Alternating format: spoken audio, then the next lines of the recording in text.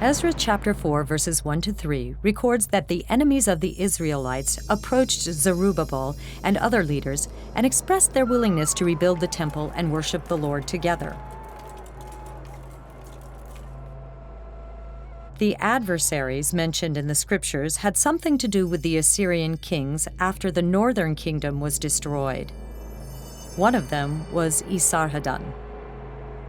This monument was erected to commemorate his military triumph over Egypt in 671 BC.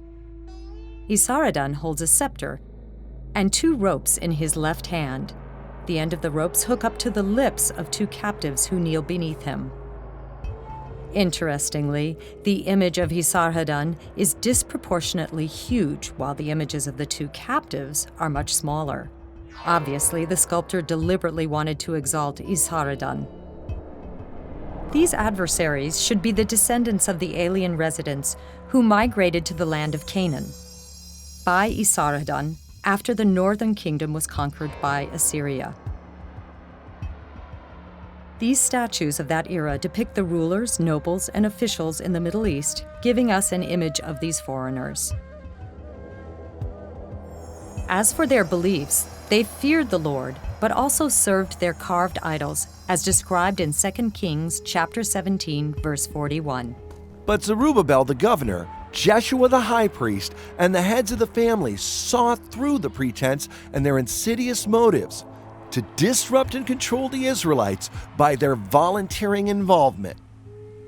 In addition, they hoped to introduce pagan idol worshiping to destroy the purity in their faith.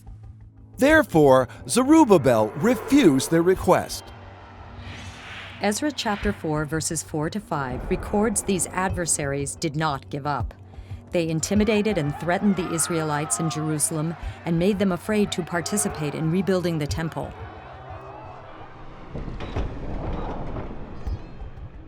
They even bribed some Persian officials to block the temple reconstruction. In chapter 4, verse 24, at that time the work on the house of God in Jerusalem stopped and was discontinued until the 2nd year of the reign of King Darius of Persia.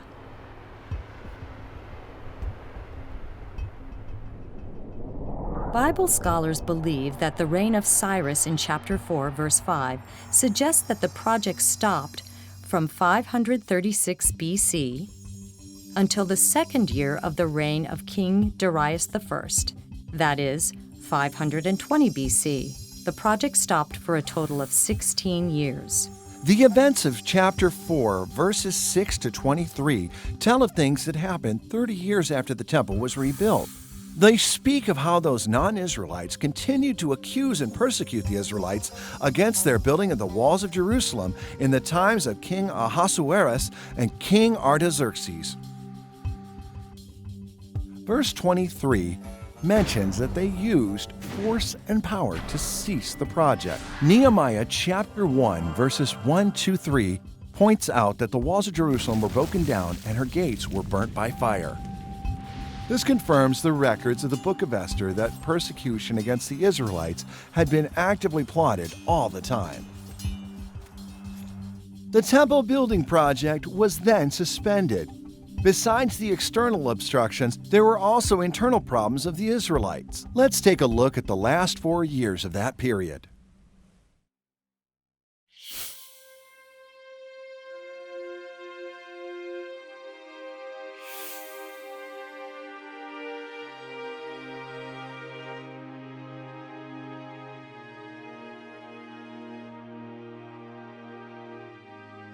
Now the prophets, Haggai and Zechariah, son of Iddo, prophesied to the Jews who were in Judah and Jerusalem in the name of the God of Israel, who was over them.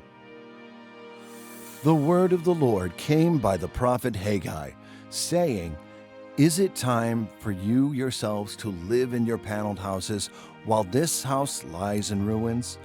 Now therefore, thus says the Lord of hosts, consider how you have fared." Through 2 prophets, God rebuked the Israelites for enjoying an easy life. The prophets urged them to rebuild the temple quickly. In chapter 5, verse 2, Ezra records that the governor of the province and the high priest took heed of the prophecies and started to rebuild the temple once again. When God's people obeyed the words of God, God removed the external obstacles for them. At the same time, Tattenai, the governor of the province beyond the river, and Shethar-bozenai and their associates came to them and spoke to them thus: "Who gave you a decree to build this house and to finish this structure?" They also asked them this: "What are the names of the men who are building this building?" But the eye of their God was upon the elders of the Jews, and they did not stop them until a report reached Darius, and then answer was returned by letter in reply to it. The copy of the letter that Tattenai, the governor of the province beyond the river, and Shethar-bozenai and his associates, the envoys who were in the province beyond the river, sent to King Darius. Beyond the river refers to the region west of the Euphrates River. In Aramaic, it means beyond the big river. There were 20 provinces in the Persian Empire. Beyond the river was one of them. In this administrative region, the provinces of Judah, Syria, Samaria, among others, were under the governance of the governor of beyond the river. The envoys were the officials responsible for the investigation and trials of this region. Ezra chapter 5, verses 7 to 17 tells us that Tattenai and the envoys responsible for the investigation of the temple sent a report to King Darius, explaining the justification for the Jews to rebuild their temple and restated the decrees issued by King Cyrus. Verses 13 to 15 record the second occurrence of the decree of Cyrus, with the main points outlined. It was written in Aramaic. This inscription recounting the achievements of Darius is written in Aramaic as well. It indicates that Aramaic could well be the official language used in government documents. Ezra chapter 6, verse 1 records that King Darius ordered a search of the palace archives to find the record of Cyrus's decree. After Cyrus, the Persian Empire built 4 capitals: the Susa Palace, which is the city of Susa today, the city of Persepolis, the city of Babylon, and the city of Ecbatana. Ecbatana is the city of Hamadan in Iran today. In the palace of Ecbatana, in Media province, they found the scroll of the original decree of Cyrus. Chapter 6, verses 3 to 5 records the third occurrence of Cyrus' decree, which was also written in Aramaic. Apart from specifying the foundation and size of the temple, it also requires the return of gold and silver vessels of the temple. This finding confirms the investigation report of Tattenai. According to Ezra chapter 6, verses 6 through 12, King Darius issued 2 decrees after he learned about Tattenai's report. The first decree says that the Jews should be allowed to rebuild the temple without any intrusion. Furthermore, the reconstruction of the temple should be paid out of royal revenue. The second decree orders Tattenai to supply the Israelites with sacrificial animals and crops, while they prayed to God for his blessings. Lastly, King Darius warned in his decree that should anyone dare to alter this edict, that person would be put to death. Look how God used an unfavorable report against the Israelites to gain the full support of King Darius to rebuild the temple.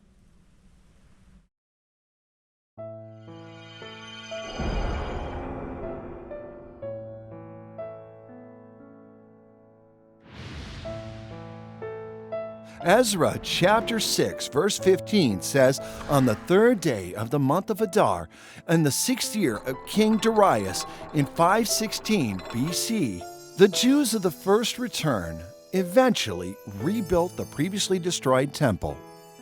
This is the second temple in the Jewish history. It is written in Ezra chapter 6, verses 16 to 22, that the people of God held a dedication ceremony of the temple and resumed the rituals of sacrifices. They joyfully celebrated the Passover and the festival of unleavened bread.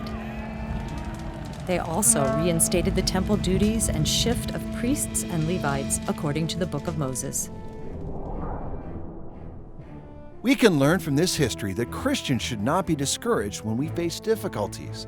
Instead, we must rely on the power of God and continue to run the race strengthened by our prayers and learning the words of God.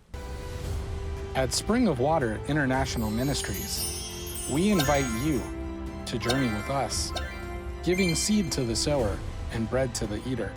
Isaiah 55:10. To find out more, follow Spring of Water International Ministries.